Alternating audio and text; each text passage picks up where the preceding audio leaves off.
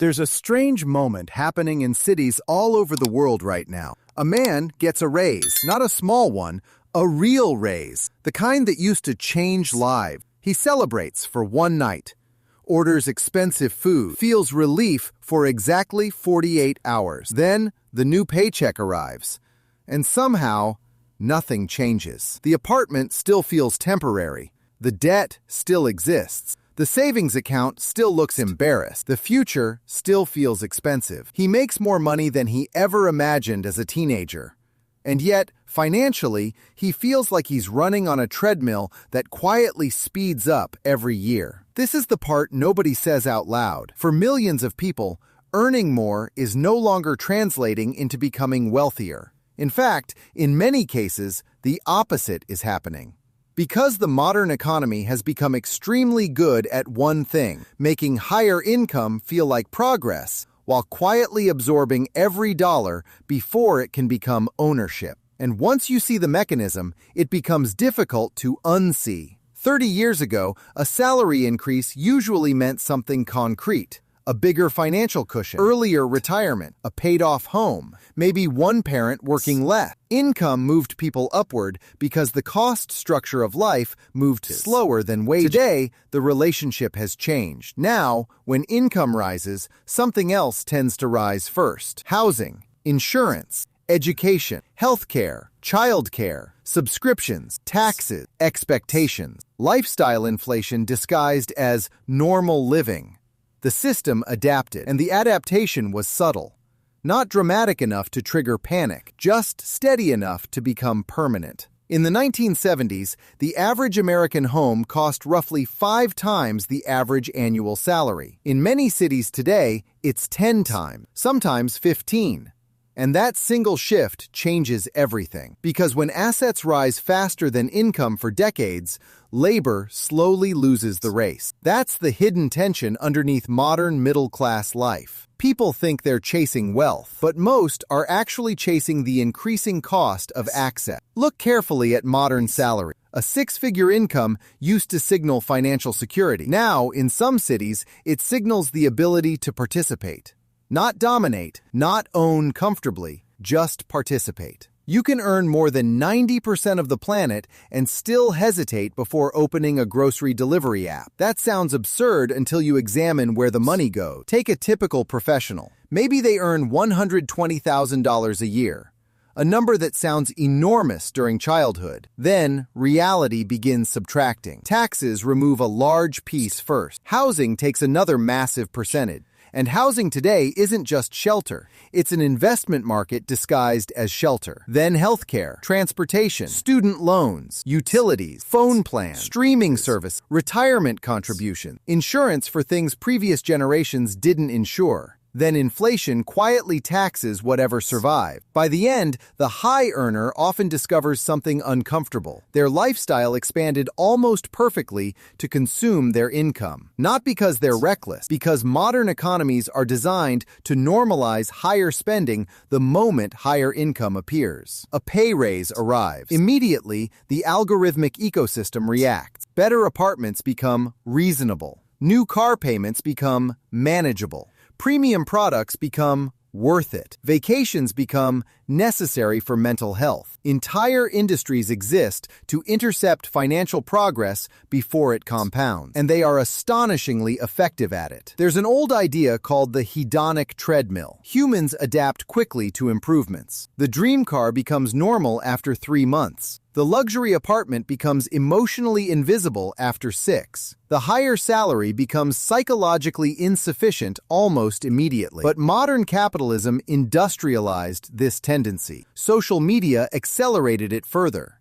Now people don't compare themselves to neighbors anymore. They compare themselves to global highlight reels. Someone earning $80,000 feels poor watching someone making content inside a penthouse financed by venture capital, brand deals, family wealth, or debt hidden off camera.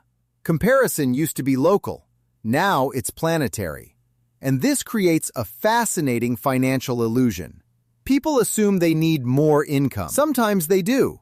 But often, what they actually need is protection from artificial escalation, because the target keeps moving, quietly, Constantly. Systematically. Here's where the story becomes more uncomfortable. The biggest wealth gains of the last few decades didn't primarily come from salary. They came from ownership, assets, stocks, real estate, businesses, equity. Meanwhile, most people depend almost entirely on labor income. But monetary expansion interacting with asset markets, wages, debt, and psychology simultaneously. When new money enters systems unevenly, assets often rise before wages catch up. That means people who already own assets benefit first. People relying on salaries react later, sometimes years later. By then, housing prices already moved, stock markets already moved, living costs already moved. So workers receive raises that feel large numerically, but small relationally. They're earning more dollars inside a more expensive game. That's why someone can double their salary over 10 years and still feel financially stuck. The measuring stick changed while they were running, and yet the cultural myth survives. If you feel financially pressured, the assumption is usually personal failure. You budgeted badly, you didn't hustle enough, you bought coffee, you ordered takeout. Meanwhile, entire structural shifts transformed housing, debt, healthcare, and asset ownership underneath society over multiple decades. Of course, personal decisions matter, but pretending the environment stayed constant is intellectually dishonest. A person earning a strong salary today often faces economic terrain completely different from previous generations, especially in major cities, especially after asset inflation, especially after years of debt-fueled expansion. None of this means earning more money is useless. Higher income still matters enormously. It creates option, margin, breathing room. But income alone no longer guarantees the outcome people associate with wealth, because wealth and income are not the same thing. Income is flow. Wealth is stored ownership. One requires constant activity. The other accumulates quietly over time. And confusing the two may be one of the defining financial misunderstandings of modern life. Maybe that's why so many people feel exhausted right now. Not because they're lazy, but because they sense the rules changed without anyone formally announcing it. The old equation promised that working harder, earning more, and climbing professionally would eventually create stability. For many people, stability keeps moving further away instead. Homes become investment vehicles. Education becomes debt. Retirement becomes self-funded. Healthcare becomes financial risk management. The individual absorbs more responsibility, while systems become more expensive simultaneously. And the strange part is, from the outside, everything can still look successful. Good salary, nice apartment, modern lifestyle, weekend vacations, new phone, decent car. A financially stressed person today often looks prosperous. That may be the most psychologically confusing feature of the modern economy. The appearance of wealth has never been more accessible. Actual financial independence may never have been further away for so many people at once. So the question isn't simply whether people need to earn more. Many probably do. The deeper question is this: what happens to a society when increasing income no longer reliably produces increasing security? Because once people begin realizing they're running faster without truly getting ahead, they eventually start asking whether the treadmill itself was the product being sold all along. That distinction matters more than almost anything else in modern finance. Because labor is taxed immediately, assets often grow quietly in the background. Labor stops when you stop working. Assets continue moving while you sleep.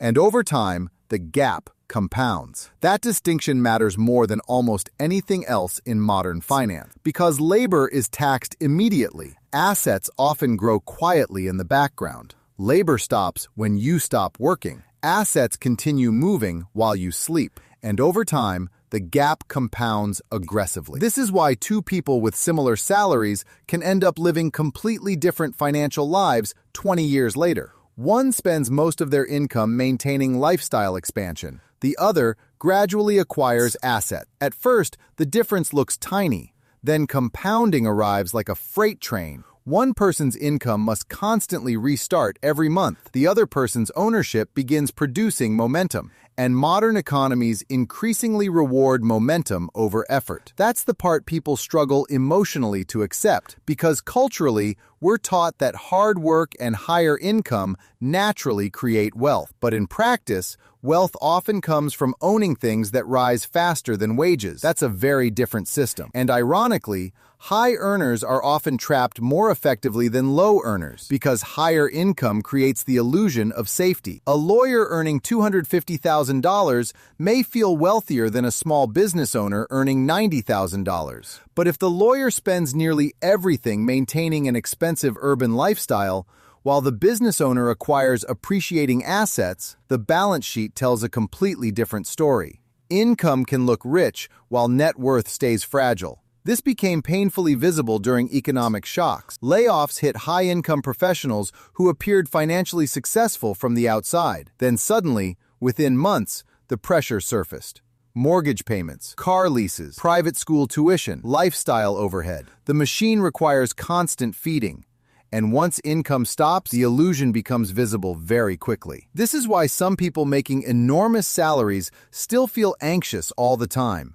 Not because they're irrational, because deep down they understand something important. Their lifestyle depends on continuous performance. That's not wealth. That's dependency wearing expensive clothing. Meanwhile, the public conversation keeps focusing on income. Get the promotion, switch careers, negotiate harder, monetize hobbies, build multiple income streams. Some of this advice is useful, but there's a strange omission in modern financial culture. Very few people discuss the cost side of the equation with equal intensity, because consumption drives economies. Economies prefer spenders, not cautious accumulators. A person who earns more and spends more looks economically healthy. A person who earns more and quietly buys assets instead contributes less visible excitement. One fuels GDP immediately, the other builds independence slowly. And those are not always aligned incentives. Look at what happened after periods of cheap money. Interest rates stayed low for years. Credit expanded everywhere. Monthly payments replaced actual prices in people's minds. Homes weren't evaluated by total cost anymore, only by whether the monthly payment felt survivable. Cars stretched into 7-year loans. Consumer products became subscriptions. Furniture could be financed. Phones financed. Vacations financed. The economy discovered a powerful psychological trick. Almost anything feels affordable when fragmented into monthly payments. And once people organize life around payments instead of ownership, income begins evaporating in every direction simultaneously. Not dramatically, just continuously. Like financial gravity. There's another layer to this that rarely gets discussed. Status inflation. As societies grow wealthier overall, yesterday's luxury becomes today's baseline expectation. Air conditioning was once a luxury, now it's normal. International travel once signaled wealth, now people apologize for flying economy. A smartphone today contains more computing power than systems governments once used to run military operations. And yet people replace them every few years because the camera improved slightly. Modern life continuously upgrades what counts as basic, which means maintaining social normalcy becomes more expensive over time. Not extravagance, normalcy. That distinction matters because many people aren't trying to look rich, they're trying not to feel left behind. And underneath all this sits inflation. Not the simplified version people imagine, not just